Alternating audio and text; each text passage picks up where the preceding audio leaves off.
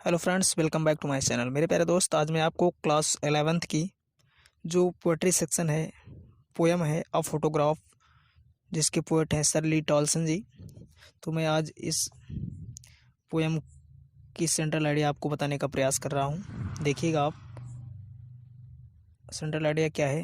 मैं आपको हिंदी अनुवाद से सेंट्रल आइडिया को बताने का प्रयास करूँगा। तो चलिए देखते हैं। सेंट्रल आइडिया है, in this poem the poet recalls the time of recent past in present. In this poem, the poet recalls the time of recent past in present. इस कविता में जो है कवि वर्तमान में हाल के अतीत के समय को याद करता है और कहता है, देखिए आगे, द स्पीकर स्पीक्स। स्पीकर का मतलब वक्ता, जो कह रहा है, कवि जी कह रहे हैं, क्या कह रहे हैं? The speaker speaks about the time when her mother has been dead. वक्ता उस समय के विषय में बोल रहा है, उस समय के बारे में बता रहा है, बोल रहा है जब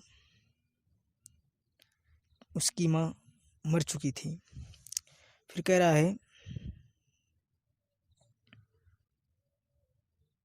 the poem recalls the fact of loss of speakers mother.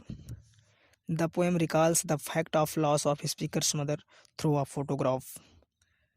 कविता एक तस्वीर के माध्यम से वक्ता की माँ के नुकसान के तथ्य को याद करती है। This poem acts as a photograph which preserves the past like a photograph and can never disappear. यह कविता एक तस्वीर के रूप में काम करती है, जो एक तस्वीर की तरह अतीत को बचाए रखने का प्रयास करती है और कभी गायब नहीं हो सकती। जो तस्वीर है वो कभी गायब नहीं हो सकती। तो मेरे प्यारे दोस्त, आपको मैंने सेंट्रल आइडिया दिया। आप बेहतरीन तरीके से इसको वीडियो को पॉज करके सेंट्रल आइडिया नोट कर लो। प्रयास मैं यही करूँगा कि आगे सभी पोएम की सेंट्रल आइडिया और क्वेश्चन आंसर आपको देने का प्रयास करूँगा। कमेंट सेक्शन में आप बताइएगा कि क्वेश्चन आंसर चाहिए या नहीं चाहिए। Love you guys, thank you so much.